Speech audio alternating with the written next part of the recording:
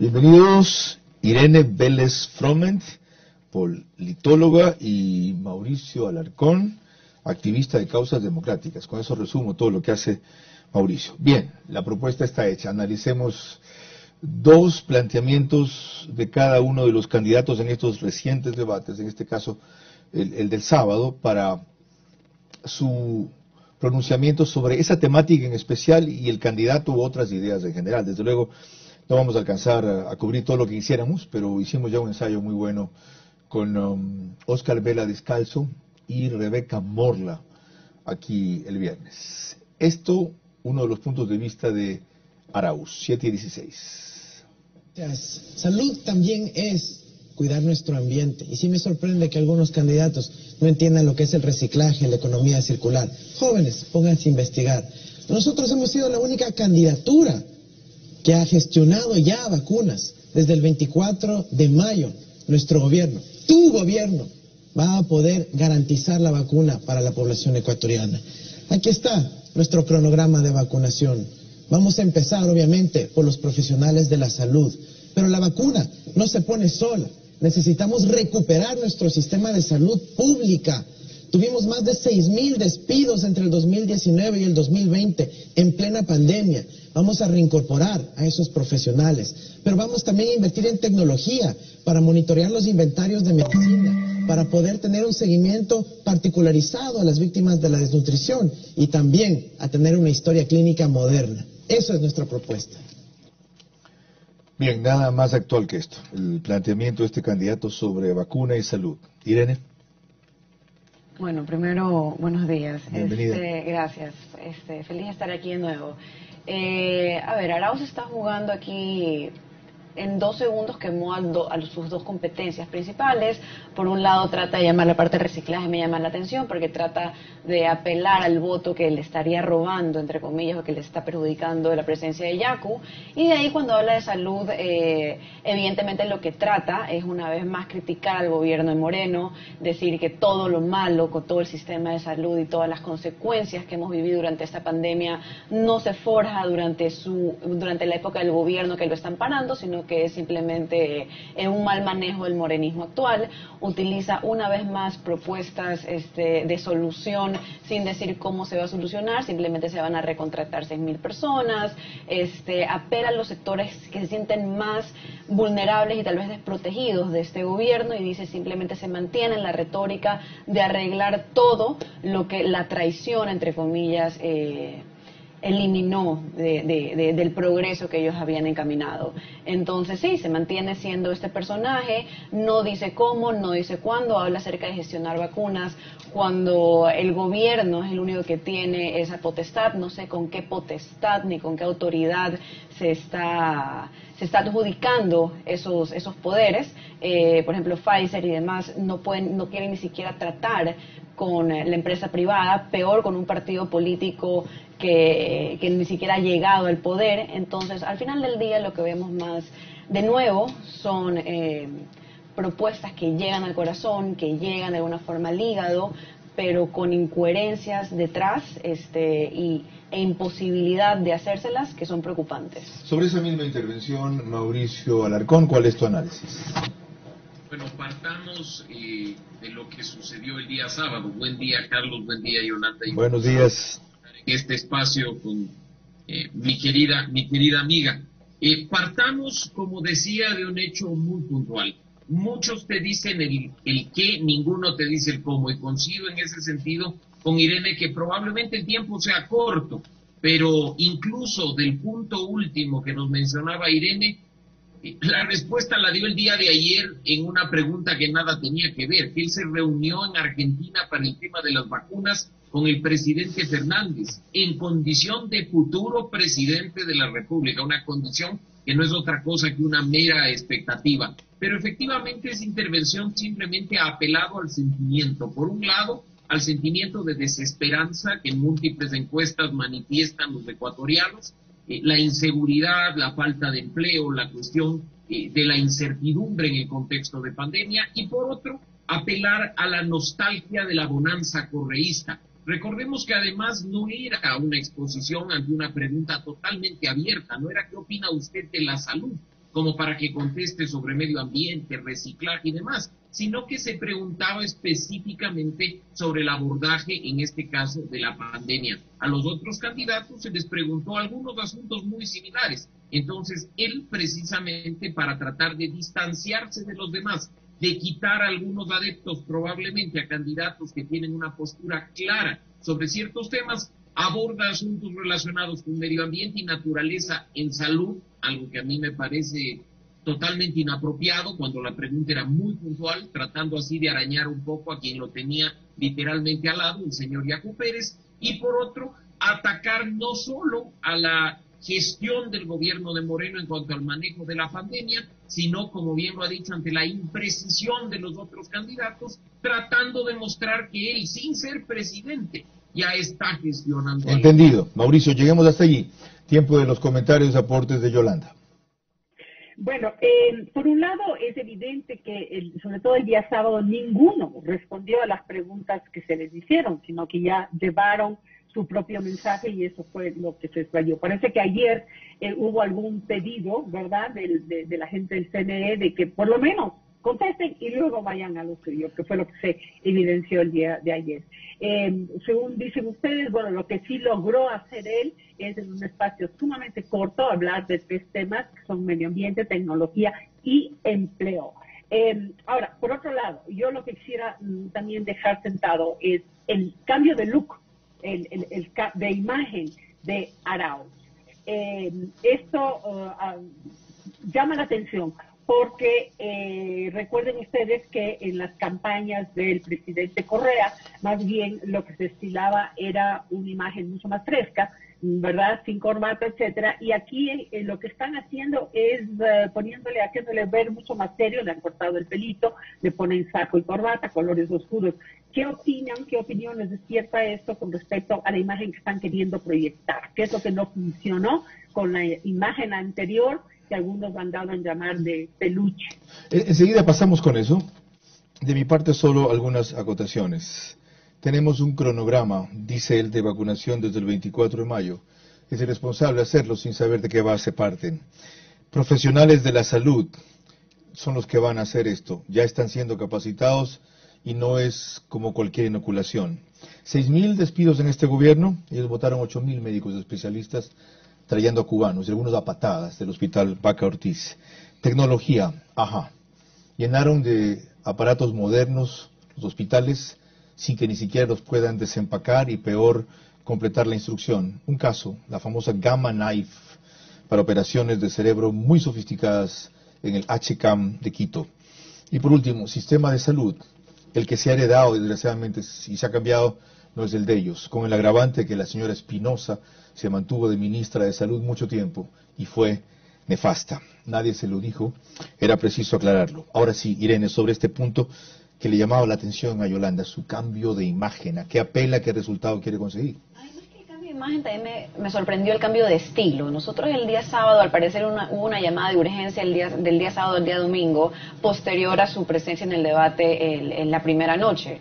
El día domingo él regresa y el recuerdo, y a través de sus expresiones y a través de la mofa que él genera ante las respuestas, ante los ataques que le dan, sintiéndose por encima de sus oponentes, a muchos nos hizo acuerdo a un Rafael Correa en el año 2008, 2010, 2012, con esa manera de basurear, las expresiones a cualquier contrincante y cualquier crítica que se le realizara.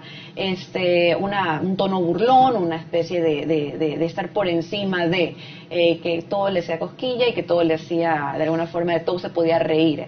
Y estaba apelando, estaba encarnando de alguna forma ese recuerdo de Rafael Correa, que lo logró hacer, lo logró defender. Ya, no nos detengamos tanto en esto. Mauricio, tu opinión.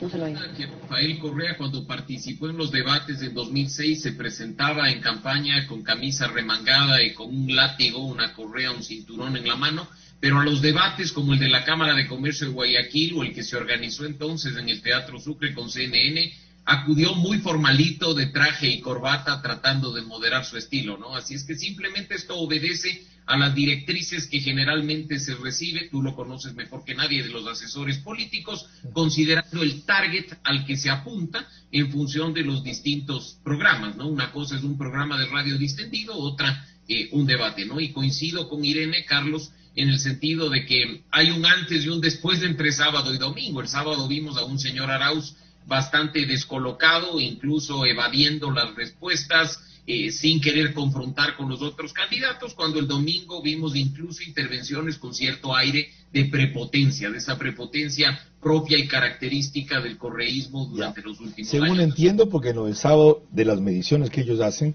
le fue mal en los segmentos de los que quería llegar. Veamos una segunda intervención en donde habla de los 1.000 millones de madres, no, los $1.000 a 1.000.000 de madres de familia y algo del tema de inversión. Aquí está. O Arauz, ¿por qué usted se queda en el pasado? En cada intervención siempre se va a un gobierno anterior. Al revés, los ecuatorianos saben que lo que planteamos es recuperar el futuro.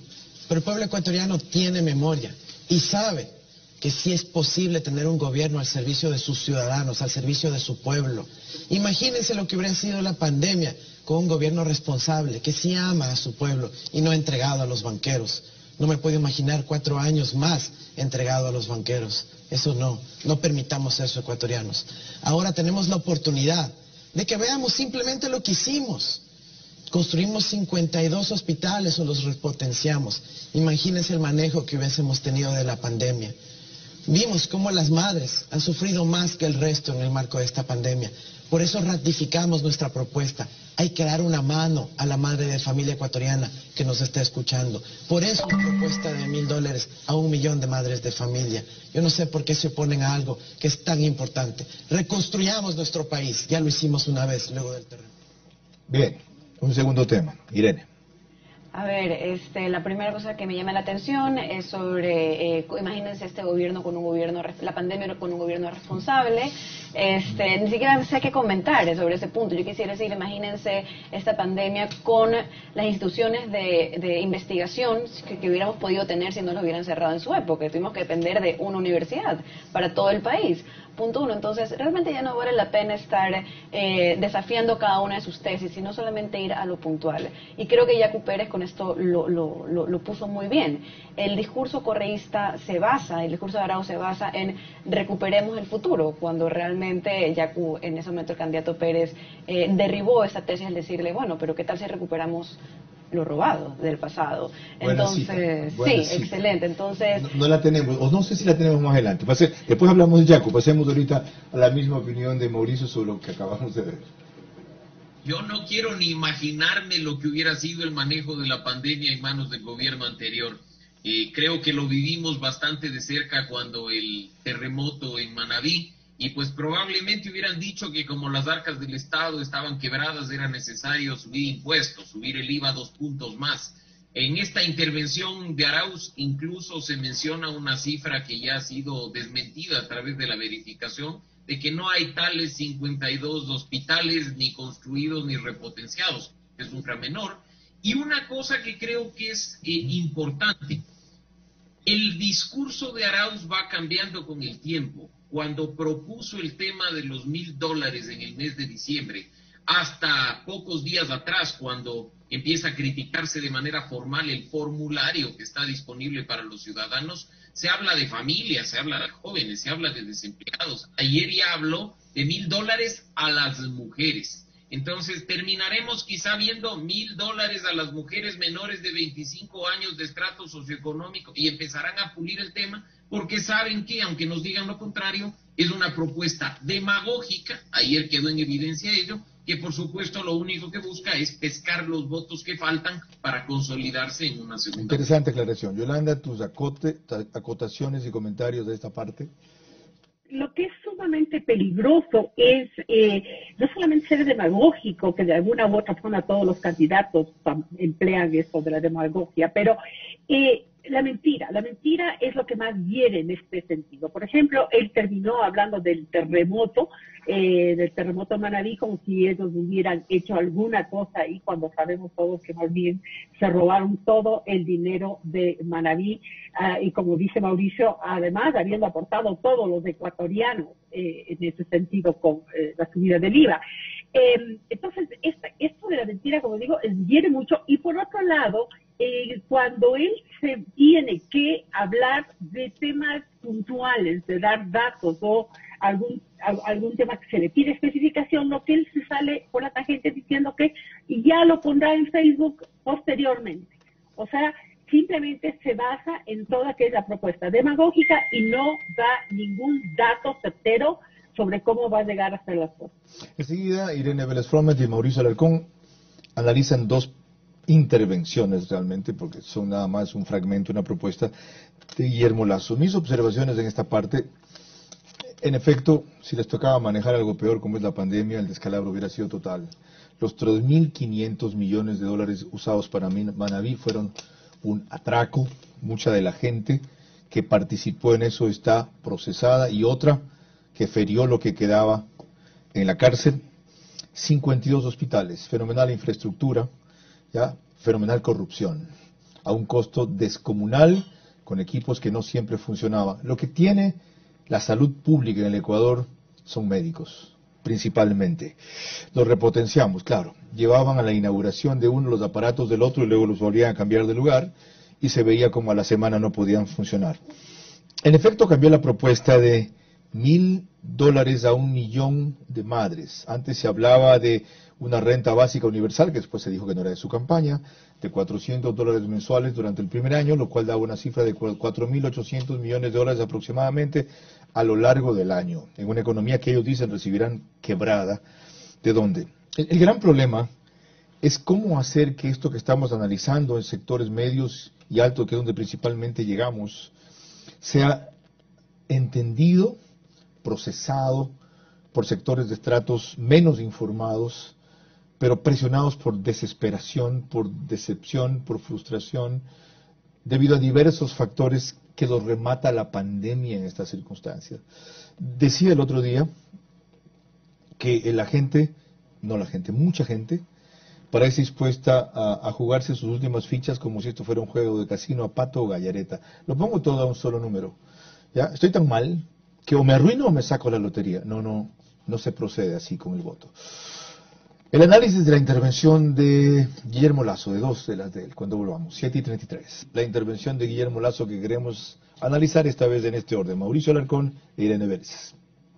Alianza Creo 21, Partido Social Cristiano 6, no tengo la menor duda, sacará un bloque de asambleístas importantes que facilitará esta reforma para beneficiar a la educación de niños, de adolescentes y de jóvenes ecuatorianos.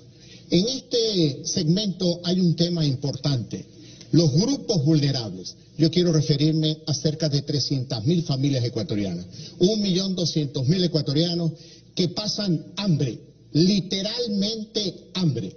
En nuestro gobierno daremos de comer a esas 300.000 familias y actuaremos como un buen padre de familia que cuando ve que un hijo no ha comido, le cede su plato de comida.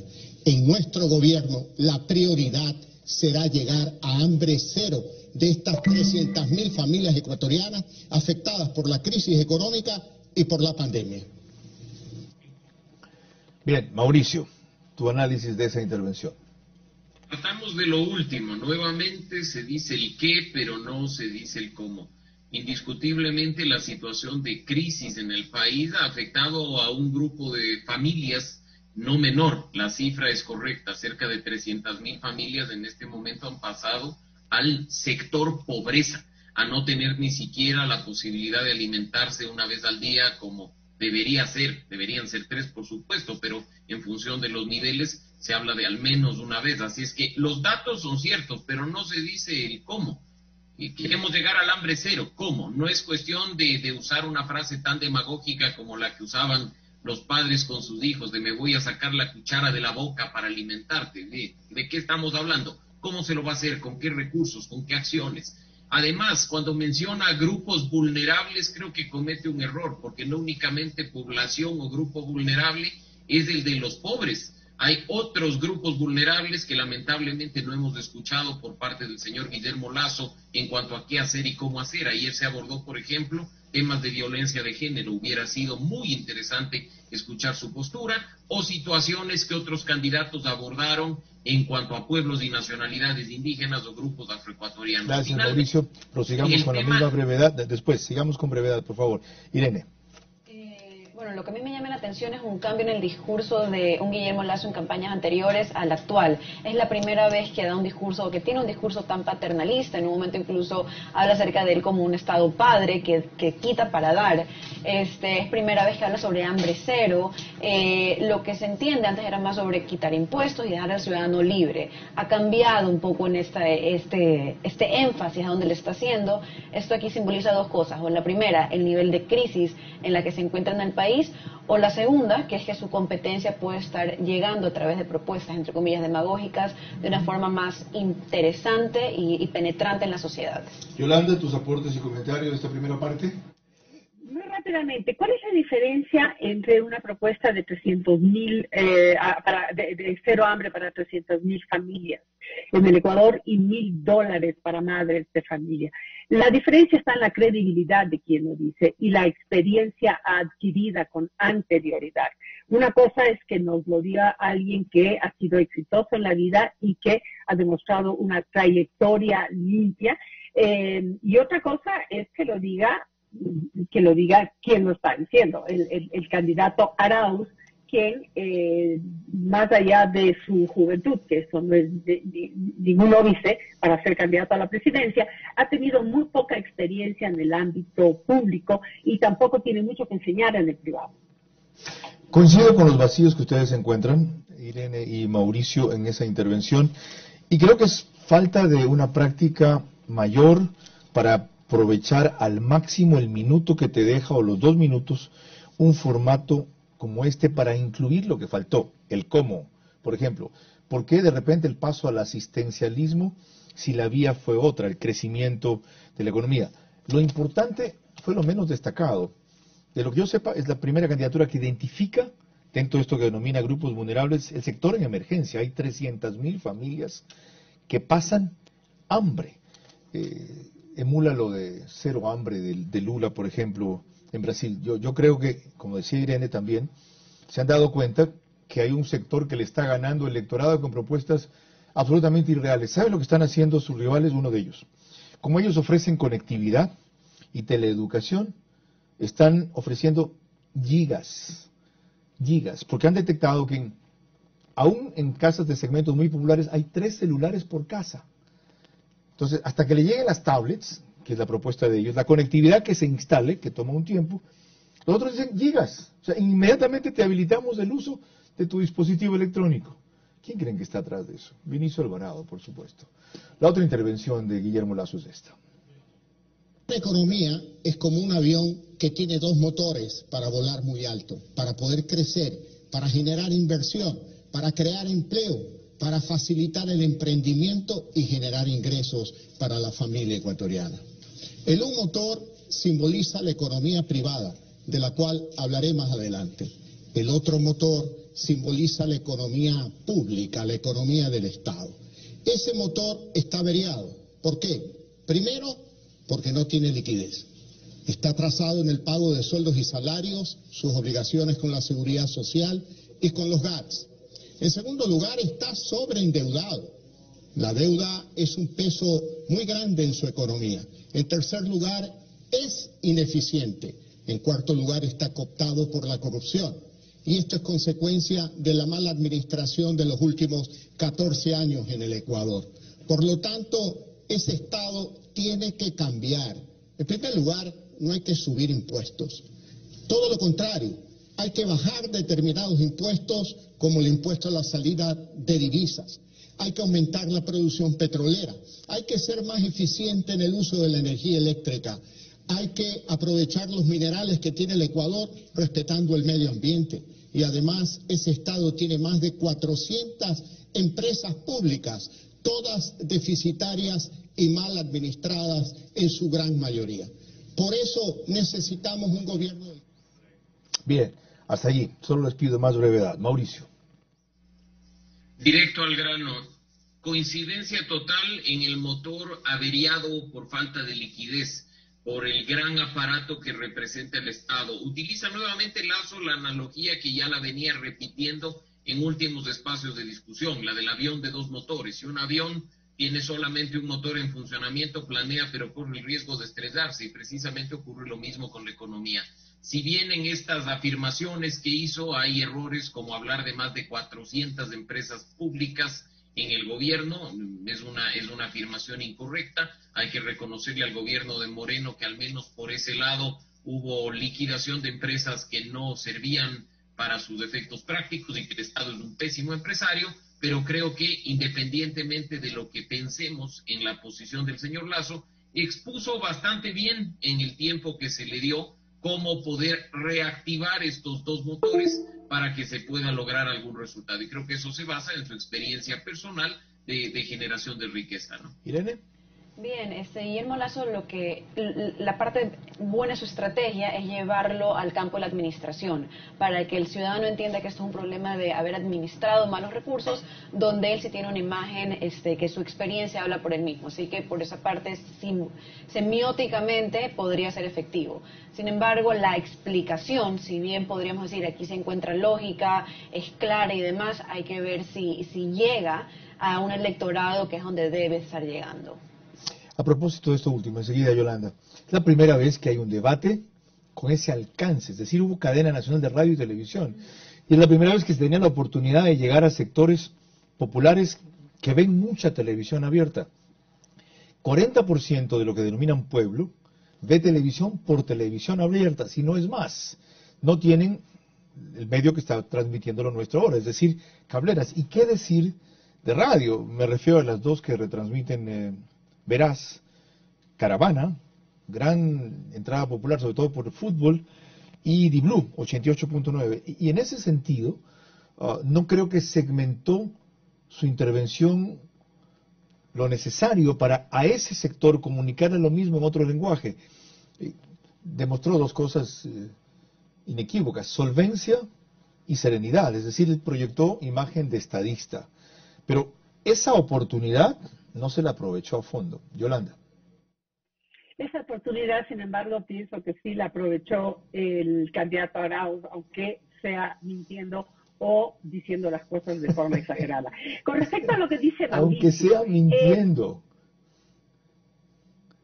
Yo pienso, y lo dije anteriormente, o sea, yo pienso que ha habido mentiras en lo que dice, igual que hubo en el gobierno de Rafael Correa permanentemente. Okay. A ver, con respecto a lo que decía Mauricio de que el candidato Lazo repite esta analogía del avión, en campañas políticas es básico la repetición de consignas y propuestas, y eso es específicamente lo que hace Guillermo Lazo a rajatabla. Lo importante de esto es que la analogía él la aterriza a cosas concretas y que realmente son básicas entre todas para dar a entender que se requiere un gobierno con responsabilidad. Habla de la bajada de impuestos, petróleo, energía, minerales y empresa pública. Yo creo que quizás hubo un gazapo que hubo tantos en estos 2 días que deberíamos recolectarlos para entretenimiento del público, pero seguramente se refería a instituciones públicas, yo me atrevo a decir. Gracias. Cuando volvamos, 2 propuestas o intervenciones de Yacu Pérez. A propósito de los gazapos, Yolanda, uno de los más célebres debates en Estados Unidos entre Hillary Clinton y Donald Trump estuvo plagado de ellos por parte y parte, siendo expertos allá y teniendo coaches para este tipo ultra profesionales. No es que mal de todos, consuelo de bobos, nada más. Era imposible no cometer errores. Lo grave hubiese sido cometer un gran error. Alguno lo cometió. 7:45, cuando volvamos analizamos un par de intervenciones de Yacu Pérez. Vamos a analizar ahora 2 intervenciones de Yacu Pérez. 1 millón de fuentes de trabajo. Otros andan intentando comprar tu voto ofreciendo $1,000. Yo te voy a dar trabajo, dignidad y créditos. Créditos de $10,000 para 5 años, el primer año sin intereses. 500,000 unidades productivas destinadas al sector agropecuario, artesanal, comercio, turismo. Claro que se puede. Yaku, presidente. Bien, ese es un fragmento sacado de su publicidad, no pudimos obtener una copia directa. Irene. Bueno, lo que más impacta de Yaku realmente son dos cosas. Primero, que se mantiene con un discurso de lo que él representa, que él se autodenomina pueblo de alguna forma, y eso de ahí sí no genera disonancia cognitiva, sí se lo relaciona con, sí se lo ve de él, número uno. Y número dos, tiene un estilo completamente diferente del resto de los candidatos, y cuando estás compitiendo con 16 más, o 15 más, o en ese caso 7 más, resalta. Y en este caso lo importante era destacar para no ser olvidado. Mauricio, ¿tu evaluación? Era Yaku Pérez en los debates privados anteriores para poder establecer una comparación, pero sin duda sus intervenciones han dejado un buen sabor de boca durante el fin de semana. Creo que además se ha desmitificado para ciertos grupos este hecho de que es una ideología radical de izquierda, como se pretende hacer creer, es estar representada por otro candidato, por el señor Arauz, y ha sido grato escuchar en una línea más bien liberal al señor Pérez hablar de no dar pescado, sino de enseñar a pescar, e incluso hablar de créditos, y ojo, no créditos a 0% de interés como demagógicamente hablan otros candidatos, sino créditos incluso ya con un tiempo específico, con miras a generar nuevas industrias pequeñas, nuevos negocios, microempresas. Así es que en lo personal creo que esta intervención no se queda simplemente además en el qué, sino que aborda en alguna medida el cómo, a diferencia de los candidatos anteriores. ¿Tus observaciones y comentarios, Yolanda? Bueno, a mí me parece que lo que él muestra es autenticidad. Antes decían nuestros contertulios que es importante también presentarse de acuerdo a la ocasión, por eso quizás Arauz iba también vestido, pero en el caso de justamente de Yaku y podríamos decir de Paul Carrasco, ellos se muestran como ellos están vendiendo la imagen que ellos tienen. Creo que él ha sido también muy sagaz en responderle a Arauz y muy atinado.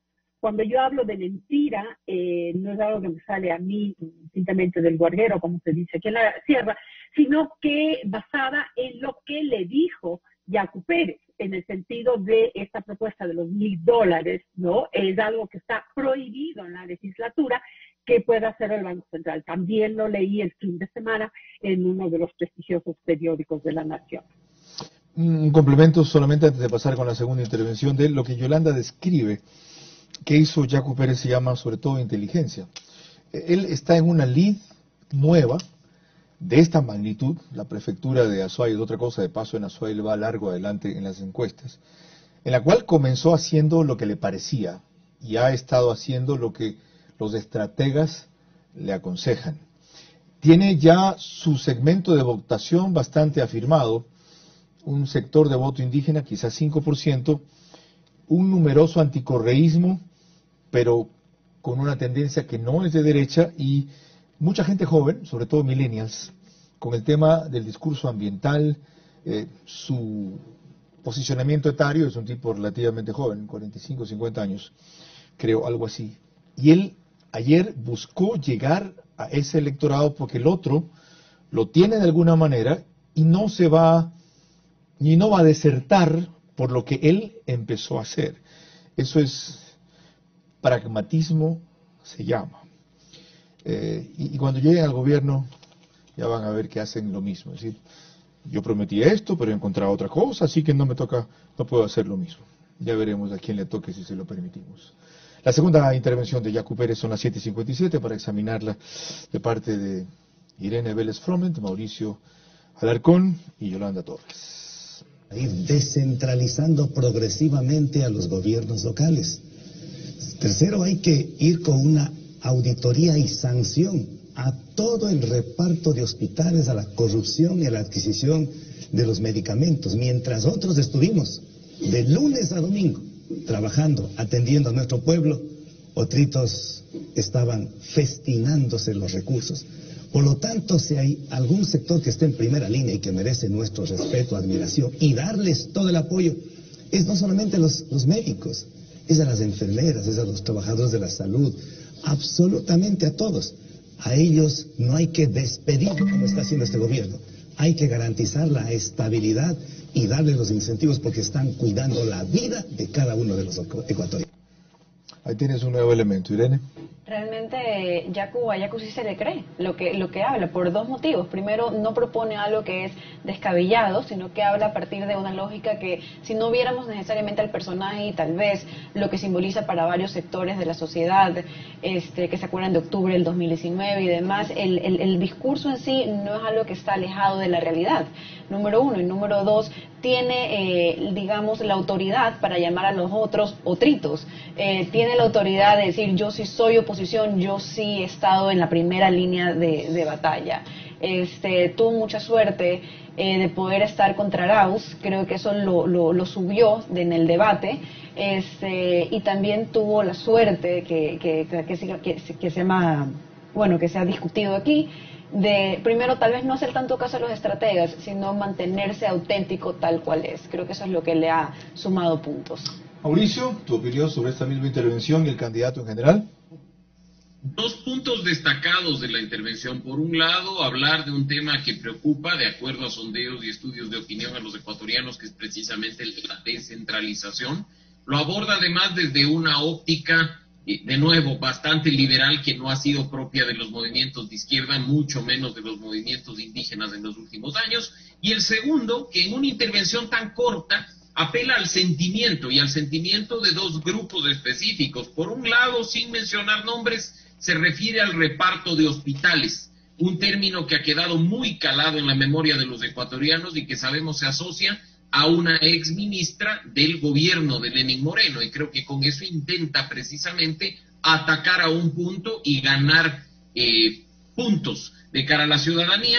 Y el segundo precisamente apela al sentimiento del tema del sector salud, ¿no? Necesitamos que no se quede el asunto a medias, sino que reconozcamos a médicos, a enfermeras, a auxiliares de la salud en un contexto de pandemia. No solo toca el punto de esos grupos en específico, sino que ha sido indiscutible que para la ciudadanía en general, a quienes más les debemos en el manejo de estos últimos meses, no es al gobierno ni a la empresa privada, sino a los profesionales de la salud. Así es que ha hecho bien la tarea Yacu para hacer intervenciones que pegan al más puro estilo de lo que él dice, justo en el chungo, directo al corazón.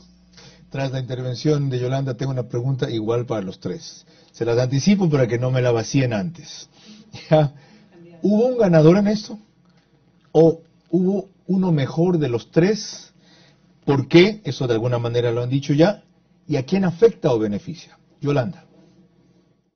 ¿Voy a la pregunta o voy al comentario? O primero a lo tuyo, pues sí. Ya. A la pregunta. Ya, dale. Yo quería decirles, cuando Yacu está concentrado, es aterrizado. Y ahí él cuando habla de descentralización, de apoyo a los gatos, de apoyo a lo rural, etcétera, de enseñar a pescar y no a darles del pescado. Creo que es un discurso, como decía Mauricio, mucho más allá de lo que hubiéramos esperado, de donde él proviene, ¿verdad?, del movimiento indígena, muchas veces llevado a extrema izquierda, pues vemos que su concepción es mucho más abierta. El problema de Yacu es cuando se despista y se dispara, y creo que eso es lo que le ha afectado muchísimo en que baje el nivel de aceptación que tiene él en general.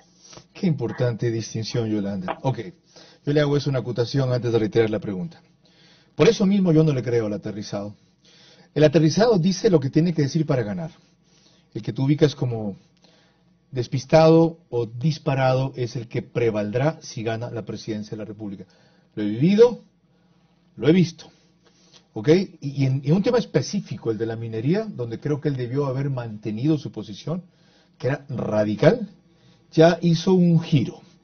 Que las concesiones que están ya aprobadas se mantienen, que se van a negociar las nuevas. Yo no creo en este tipo de evoluciones o de mutaciones. Y si se dan, deben partir de una posición que diga, rectifiqué o comprendí que voy a gobernar un país, no a influir en la provincia de Azuay, ni referirme a una concesión específicamente. Sí, reconozco que he variado, moderado o calibrado mi posición, porque esto es lo responsable.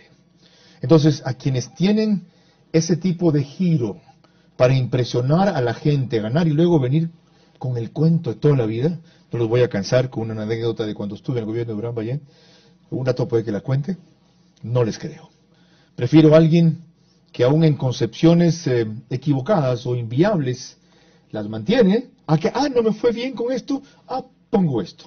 La pregunta quedó planteada. Ok, ¿quién, en el mismo orden, Irene, Mauricio, Yolanda, quién fue el ganador o estuvo mejor, como sea que lo quieran categorizar, y qué resultado podría producir en las preferencias hasta el momento? Bien, viendo a los tres, yo diría que Guillermo Lasso no ganó ni perdió, se mantuvo. Arauz pudo haber ganado si es que fue exitoso, al menos el día domingo, de haber encarnado el recuerdo de Rafael Correa. Pero quien puedo categorizar como ganador, yo lo establezco a Yacu Pérez. Creo que al final del día su forma de hablar lo hizo sobresalir del resto, y eso es lo más importante en un debate con tantos miembros, uno, y dos, al final del día creo que tuvo éxito en que se lo viera no solamente como extremo, sino si pudo volver a ser este punto de encuentro de los ciudadanos, con un estilo que evoca una especie de Álvaro Noboa, que significa un Álvaro Noboa indígena, que sí significa le creo a este personaje porque no me está mintiendo. Sí demostró autenticidad y por lo tanto honestidad para quien lo estaba viendo. Mauricio, ¿sobre lo mismo? En lugar, indiscutiblemente, Yacu Pérez, más allá de que haya sido un buen alumno y que haya aprendido bien la lección antes de ir al debate, creo que supo transmitir mensajes con bastante más claridad que los otros dos candidatos. Creo que además buscaba cumplir un objetivo, que es arañarle votos al correísmo, apelando a ese electorado.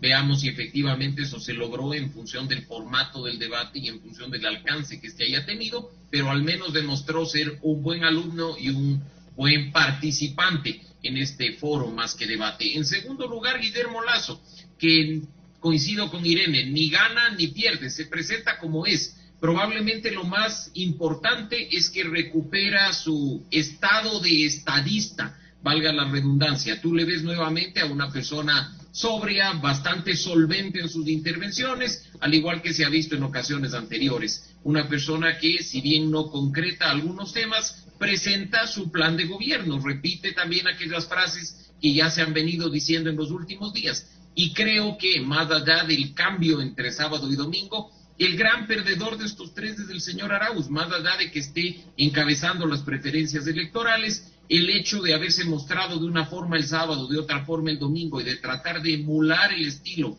de Rafael Correa, no le da puntos, sino que simplemente consolida probablemente el electorado que ya lo viene apoyando. Yolanda, ¿tu opinión? Basado en lo que dijo Carlos Vera acerca de aprovechar ese minuto, esos pocos minutos que tenía cada uno, para llegar al estrato de la población que no sigue la política día a día y que se vio obligado, ¿no?, por la cadena a hacerlo en este fin de semana, yo diría que quien logró aprovecharlo de mejor manera fue el candidato Arauz. Claro, vendió los sueños, vendió globitos de helio, que ojalá no sean pinchaditos ni bien en el caso no consentido de llegar al gobierno, lo cual es lo primero que veríamos, ¿no? Lo que yo siempre digo, pinchar el globito, lo que nos vendió un poco de aire. Muchas gracias a los tres, excepcional ejercicio. De paso, una aclaración, teníamos el segundo video, Yacu, que yo había pedido, que tenía que ver con... propone 1 millón de fuentes de trabajo y $10,000 en créditos para 5 años, el primer año sin intereses. Esa es la parte que íbamos a haber puesto. Pusimos algo de la publicidad equivocadamente y yo creí que no teníamos el material listo. No lo puedo poner otra vez porque entonces desbalanceo lo que hicimos, 2 cada uno. Que haya sido enormemente útil para ustedes, espero.